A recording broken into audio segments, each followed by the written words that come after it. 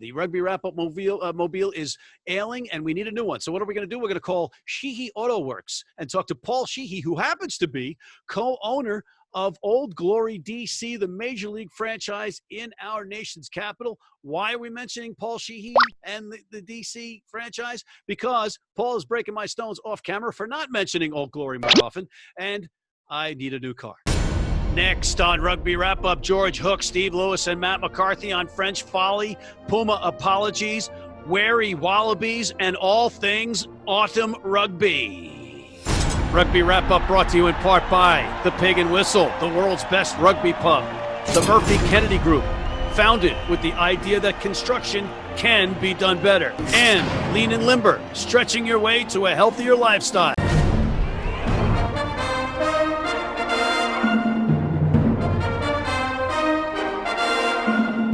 Hey everybody, and welcome back to Rugby Wrap-Up. Matt McCarthy in Midtown Manhattan. Thank you for joining us once again. We have another stellar show as we have Mr. Stephen Lewis joining us again, calling in from the Upper West Side of Manhattan, his bourgeois neighborhood, and Mr. George Hook changing it up a little bit for us. He's not in Dublin this week. He's in Cork. And George, we'll start with you. Why are you in Cork? Well, I'm in Cork because I'm going to visit my old school, the greatest rugby school in the Northern Hemisphere. And believe it or not, I'm St. Michael's? No, St. Michael's is in Dublin, and they're Blackrock? No, they're all pretenders to the throne. George, the last time I saw Steve, I learned two valuable lessons. I learned, A, that a single malt and a single male Scot are a dangerous duo. And after Steve regaled me with some great whiskey and some great tales, I went home crying. I was weepy. So I'm here to apologize publicly to Steve Lewis for putting him in that embarrassing situation. I want to segue back into the rugby theme, and Mr. Alex Corbicero would have joined us today, but he couldn't because he had a higher power to answer to. It was his mom's birthday. And we'd like to wish Lorraine Corbicero a happy birthday and thank her for her boy, Alex. Another salute. How about Nigel Owens, 100th International Test match as a referee, done with class? Yeah, I think that's fair. 100 tests for a referee is extraordinary. 100 tests doesn't mean an awful lot these days for players, to be honest.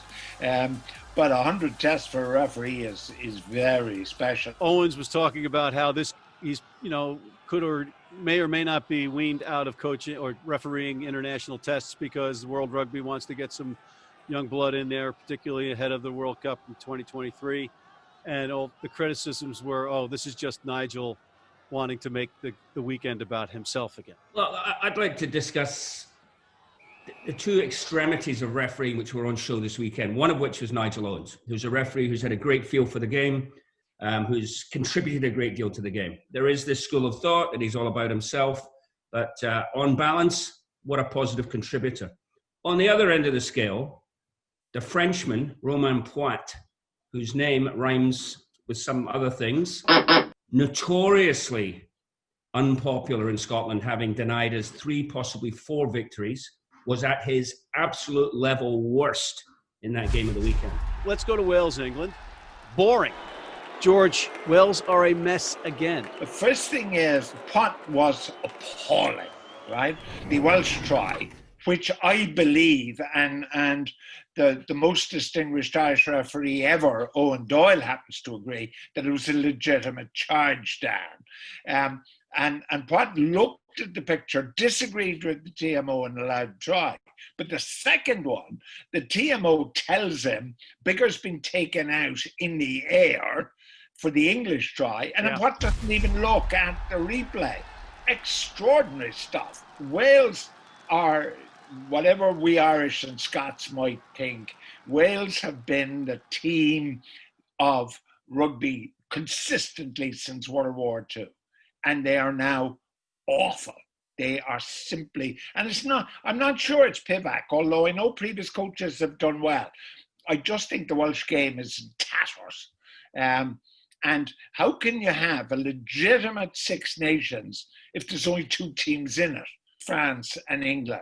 But there is a gulf now in the Six Nations that has never been there in its history. It doesn't get any better for Wales with Pivac. It's unlikely that he'll be able to do what he did with Scarlets and make Wales effective. So is this a period of time where they're just looking to get another head coach in there? Pivac was brought in to instill a more entertaining attacking form of rugby, right, after Gatland's very limited but very successful style. It's not backfired. They're 1-7, I think, or 1-6 under his tutelage. They've got Italy again this weekend, so maybe they'll squeak out another win. I don't think it's time to change their coach. Welsh rugby is in disarray, as George says, not just at the international level, at the club level, where all of the regions have significant financial challenges, won't be able to hold on to players. So Wales, as you know, historically the best of the Celtic nations, are struggling, and they're struggling from top to bottom. To your other point about the amateur clubs, yes. they voted to have Rob Butcher, who's basically a retired geography teacher, come in and run the WRU. That's just, it seems like that's an element for disaster. Basically no business background, and it rings of amateur rugby over here, you know, with amateurs running an amateur organization. And I'm just shocked by it. The entirety of Welsh rugby seems to be in chaos. If you look at the different countries, right, Scotland was never prepared for professional rugby. It didn't want it. Scotland is the most conservative of the Six Nations, and they didn't want it. So they weren't remotely prepared for it. And they did everything badly. The Welsh, on the other hand, was a rugby based on coal miners and steel workers and everything. So in the old amateur era, the Welsh, apart from the fact they produced great fly halves and scrum halves, they also produced some of the toughest forwards in the game. Suddenly they become professional. Their schools game becomes weakened, and therefore they have no natural inflow into the game. And because they haven't got any money, and remember, Wales have never had money. Wales actually never had money. So now, because it was a working class game, unlike Scotland and Ireland, I'm sorry for giving you a history lesson, but it is fact. Scotland and Ireland, it was a middle class game. There was money in Scotland and Ireland. It was never money in Wales because it was based on coal miners and everything else. So now the Welsh regions, therefore, where previously you had halcyon names, you know, like Clonacley and places like that were fearsome, even for the All Blacks to face. Now they're a mix and gather 'em useless bunch. But the point now is your guy who's running WRU, and just to be clear, the Butcher, that's the Welsh Rugby Union as opposed to World Rugby. It doesn't actually matter. Wales can't afford to keep a good player, as Steve has said. It doesn't matter whether you come to Steve or I, really, because I think on many of these matters we're at one, and we can see what's going wrong with the game over here. And next year, there is I think, a strong possibility more than a probability that there won't be people in the seats for the Six Nations Championship. By in the seats, I mean 50,000 people. You can't. We're gonna keep our fingers crossed that you're wrong. Let's move along, though. France, 36, Italy 5. Didn't think two things. I didn't think it would take 25 minutes for the first try to be scored, and I certainly didn't think Italy would be the first try scorers. Any surprises there for you in that match? Not really. I mean, what was impressive in France's point of view is that this agreement that Galtier, the coach, had struck with the top 14 league, whereby he would only use his top players, they would only be used 3 times out of 4 or 5 weeks. Okay, and he chose to front load. So basically, he came into this game, made 13 changes, 2 starters, and it is going to devalue the final next week. But for them to come out and wallop Italy in the end, convincingly, I thought was quite a testament to the strength of French club rugby. For the Italians, missing Pelledri, the Gloucester back row, and Sebastian Negri as well, they're just not as deep. So when they lose 2 or 3 influential players, they're even less of a team than they were previously when they were somewhat competitive. So for France, I think terrific. I think for this tournament, I've not been a fan of this tournament to start with, other than the necessity of replenishing bank balances and for players to play and coaches to coach. There are 2 teams, I think, who have come out of it with some kind of pluses. Scotland and particularly Italy. I think Italy have done really well, albeit for only half a match in each case, but they've done really well. But they're still not worth the place at the Six Nations. And Georgia have proved to are like the seventh team, if you like. And if there wasn't to be Italy, there would be Georgia. I mean, Georgia would have difficulty beating, the Mercy Convent under 17s. I dispute that. I don't think that they would have a difficulty beating. They were awful. They can't catch the ball. They don't have a line out. I mean, they can defend, because if you walk down the street in downtown Georgia and you throw a stone, it's going to hit a prop forward. That's the country, folks, not the state. All right, you mentioned Georgia, so we got to segue into Georgia. Ireland 23, Georgia 10. Georgia scored their first try of the tourney with a long run right up the gut by their outside center. 25 meters basically scored under the posts as defensive guru Andy Farrell's charges were like slapping at him. Where was the defense, George? Does it matter who's coaching Ireland? They keep picking Stockdale, your boy? He's a strong guy with a booming left foot and, surprisingly, a very good passer. But he wouldn't knock the skin off a rice pudding as a defender. I mean, the try he gave away, because I was a coward, I mean, the only thing that stopped me from reaching the very top as a player in rugby was I was a coward. Now, what you do when you're a coward, in order to avoid a tackle, you buy the dummy. That's the coward's way out, always. Buy the dummy. Guilty. And Stockdale just copped out. He's an awful defender. Stockdale, it's pluses and minuses. Do the pluses outweigh the minuses? And in a modern game where defense is paramount, you're probably not going to pick him.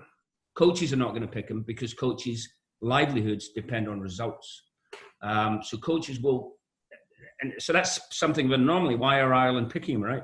But I wouldn't pick him right now. Not a fullback. I'd pick him at wing, is what I'm saying. And, why do you spell defense with an S or a C? It's the same. Stockdale cannot defend as a fullback or as a wing. Doesn't matter. He's more exposed as a fullback, but you can bet your bottom dollar he's going to be exposed as a wing as well. On that note, we're going to take a quick break, and we'll be right back after this. Been blind since I was 4. And I've never seen a beer commercial or a beer label. None of that stuff influences me. I drink beer because of the taste. And my beer is Pabst Blue Ribbon. It has the taste and the flavor. What do you think's on the label? I think there's a naked woman riding on a unicorn, jumping over fire.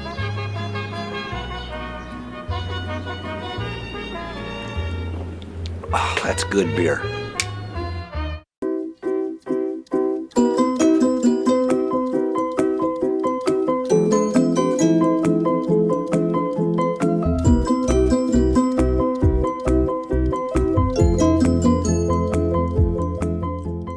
If you're in New York City and want to watch some great rugby, have some great food, and some great times, go to the world's best rugby pub, the Pig and Whistle on West 36th Street. And we are back with Mr. George Hook in Cork and Steve Lewis on the Upper West Side. And we had the All Blacks sending a message that maybe reports of their demise were premature. 38-zip. There are a couple of interesting things going on here. One, it's interesting, the refereeing. The previous week, we saw 2 red cards by Nick Berry. He came in for ferocious abuse for giving it. It was a clear red card when Lomax went in with his forearm on the Argentinian on the ground and Berry chickened out. And here's what is also likely to happen is referees, as they become under more and more pressure, will be in danger of chickening out. The only rugby's been played in the Southern Hemisphere. What we're playing is, to use a great British phrase, meat and 2 veg. I mean, what we're playing is awful, it's stultifying. You're not going to get much of an argument with me on the play comparison, because there was some exciting rugby, albeit one-sided, played in that New Zealand-Argentina match. But Steve, if you are Mario Ledesma right now, what are you saying to your team? Are they done? Are they spent? So from a rugby perspective, disappointing performance from the Argentines. Obviously, the big news really is off the field for Argentina after this game, where you've had this scandal of previous, I think, emails or texts coming to fore, particularly their captain Pablo Matera and two of the other players who have been suspended by the Argentine Union. These texts were offensive in nature and sort of ethno-nationalist way. They were 9-10 years ago, and all three players have made their apologies and have taken it on the chin. But when you lose your captain and a couple of players after a heavy defeat, Ledesma has got his work cut out for himself this week against Australia. And George, is this a must-win for Dave Rennie? When you think what Argentina have done, and they hadn't played a game for over a year before they came into this tournament, is unbelievable. Don't worry about that match. But what they've done in this is magnificent. And Ledesma deserves the highest credit for it. Australia is the worry, because it doesn't matter whether Australia win, lose or draw. The domestic game is in crisis. And it's losing out huge. But this is my point. It does matter if they win, lose or draw this match, right? Because they have an opportunity to maybe get some fans back. I think the crisis is too big. I think the crisis is much bigger than winning or losing a game. They're like, which again, Steve and I would understand. Australian rugby is based on the middle class schools, the private school, the fee-paying school, and they're losing out there. Then they are losing out monumentally to rugby league, to rules, the national sport in Australia, and soccer of all things. So therefore they've got problems way beyond just simply winning the match. Australia now are the sick boy of Southern Hemisphere rugby, but anything positive is coming from the Southern Hemisphere. There's no question about that. Well, I may be, out of our panel, when it comes to rugby knowledge, the most impecunious of the three of us today, but I do understand what you were saying, sir. But are we penalizing rugby players too much and trying to expect too much out of them off the pitch because they are rugby players? It's the modern world. We've all made mistakes, and sometimes what you write, text, emails are memorialized, and unfortunately when public figures, they're going to come out. There's nothing. It was done. It was exposed. They apologized. They will take their punishment, and they should be given a second chance. That's my take on it. Fair enough. Fair enough. Let's go back north as we wind up this very interesting show. Georgia versus Fiji, as of now, is on. Two distinct styles going at it. Can Fiji bounce back from the COVID rust, if you will, and win this one, George? I actually don't care. I'm not going to watch it, even if it takes place. Go back to the very beginning of this program again, Steve, where he said couldn't understand what this tournament is and what it was all about and everything else. This is the bottom of a tournament that has no function in the first place. I can't see Georgia beating anybody. I mean, I think whatever state Fiji is in at the moment, and it's got as much domestic problems as on-field problems, whatever state they're in, they'll beat Georgia. Georgia have nothing to offer. But they only lost by 13 points to Ireland. Oh, we're talking about Ireland. Well, you know what? And they lost 18 to Wales. That's better than Italy. We're talking about the worst team in the Six Nations, if you exclude Italy from it, who are clearly the worst. But of the serious rugby-playing countries in the Six Nations, Ireland are now comfortably the worst. Georgia is in this tournament because South Africa and Japan couldn't be. So they were throwing some scraps, right? And now they're not going to get another test run. I mean, another test against a tier 1 nation. Maybe Scotland plays them once or twice before the World Cup. But what was the whole point of it? Just to fill in and say thanks? What was the point of their inclusion? Yeah. Yeah, well, they were next country up, right? As you said before, it was meant to be South Africa, who opted out. Then Japan were invited, and they opted out. So who were you left with? Georgia. So Georgia were brought in. That's not their fault. They were invited. They were woefully underprepared. They didn't have a coach. I believe they've lost their funder. They are subject to this World Rugby sporting coaching colonialism, where they parachute a guy in for a year with very little understanding on one of their retreads. And that doesn't help them because they're not developing Georgian coaches. So I've got a bit of sympathy for the Georgians. I don't think they're a great side. Fiji, on the other hand, have Vern Cotter, who must be going berserk, having spent a month in a Paris hotel room. Oh. You've got to hope that the Fijians, once they get on the field, will be able to conjure some of the magic tricks, and hopefully they can entertain. So, again, I'm not sure I'm going to watch it, but I probably will, because we have signed in New York, Rooney have signed one of these Fijian players. So I want to see what he's like, but that's probably the only reason I'd watch it too. Scotland and Ireland. Scotland can win this match, and certainly they've played a better brand of rugby, arguably, than Ireland has, George. Beating a dead horse. One of the things. Hold on, Steve. What you mumbling? You're beating a dead horse. Which dead horse? There's about 5 of them been beaten in this whole show. On Ireland, you know the response you're going to get. No, hold on. You don't know that. Go ahead, George. Fool them. One of the great failures of this show has been its inability to recognize the extraordinary gems that Steve brings to it week after week after week. And one of his great gems of many today was he said that Pivac, or he probably actually is Pivac if he's a Yugoslav or whatever, but Wayne Pivac, the Welsh coach, Steve said he was brought Yugoslavia doesn't exist any longer. To play a better game. Does Tito still exist? Anyway, we'll talk about that another day. So he was brought in to play a better class of rugby, a more entertaining kind of rugby than Gatland's stuffing up your jumper.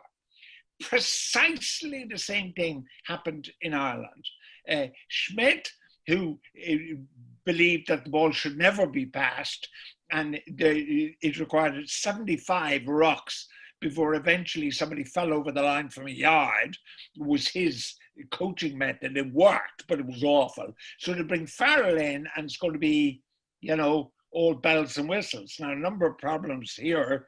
Farrell is no good, and he is a dreadful selector. Can Ireland beat Scotland? No. Okay. No. Steve? I don't think so this weekend. I think, and we again talked about it before, but in contrast to Wales and Ireland, Scotland brought in a coach, specifically Townsend, initially because of his swashbuckling, speed of rugby, pace of the game, entertainment. He has prospered as an international coach, unfortunately, because he's ratcheted it back, all right? And Scotland have become more pragmatic. They're still playing some good rugby, but they've developed a little more steel in their pack, and they're playing a bit more percentage rugby. So it's kind of interesting how that works. But I do think they're a team on the rise. I think they've been in their defeats in the last 12 months. England, 7 points. France last week, 7 points. They've gone 8-9 games now. They've won 6-7, and they've been in every game. In the absence of Russell, who I think gives them that little bit extra if he comes back creatively, I think Scotland are poised for quite a good run over the next 24 months. I think they're a team on the ascent, whereas I think Ireland are a team going in the opposite direction. Scotland will win. Scotland will win. Thank you. That was okay. I'm agreeing with you. Let's make it brief on Wales, Italy. I think Wales could struggle desperately in this one and just eke out a win. What do you think, Stephen? I think Wales will beat Italy. I concur. All right. And then finally, the controversial match between England and France. Controversial because I think Galtier is blowing smoke with his plea of no players because, yeah, he's losing significant players, but he's got experience coming in. And as our friend James Harrington, who is an authority on all things French rugby, pointed out in Twitter, if you go back to February when France beat England, the cap difference there was 219 caps for France to England's 675. And yeah, we're in the same scenario again, but maybe he's just building this up to make himself look good if they're competitive. Well, the issue is, for those who are not aware, is that it looks like France are picking a second 15. This was an agreement made prior to the tournament between Galtier and the top 14 that he'd only take their players away from their precious club rugby, who are their primary employers, for 3 of the 5 weekends. So that devalues it, because it devalues what's already a devalued tournament. I mean, we're going around in circles here. I think they're good rugby players. I think they've got a point to prove. Sometimes hungry players can be effective players. They're very effective players. So perhaps this French team can spring a surprise. I mean, that's what I'm hoping for. I think kicking it up in the air and running after it is going to triumph over skill, talent, and entertainment. And what you're going to get some fellas singing off key, and Bing Crosby just isn't going to make it. And the off key singer is going to win, and that's a tragedy. See, rugby is so bad right now because the players and the coaching is so good. It's so efficient that they've taken all the joy, all the spontaneity out of it, and the final product is awful because they're quite good at their jobs. So are we going to have dramatic? We can fix it. We can fix it. Yeah, well, the fixing has to wait. We can't do it in this show. We can't possibly do it in this show. That's a 4-hour show. It's a 4-hour show, and we'll start with Nigel Owen's tweaks to the game. But I'm going to go with England at home. I think they're going to win by 15 points. And remember, I picked the Pumas by 4 over New Zealand last weekend. So take that with a grain of salt. I know these are, George considers them show ponies, but we're finally seeing a return to action of the US Eagles Sevens team this weekend. Friday and Saturday, they're playing in the Golden Eagles Showdown. They're actually playing rugby, though George doesn't consider it as such. But good luck to them and the Eagles Women's Sevens, finally getting a proper hit out. Tokyo is still alive further down the road, so I'd like to wish them all the best of luck. And on that note, on behalf of Mr. George Hook calling in from Cork and Mr. Steve Lewis calling in from the Upper West Side, happy birthday to Mrs. Corbicero. I'm Matt McCarthy for Rugby Wrap Up, signing off.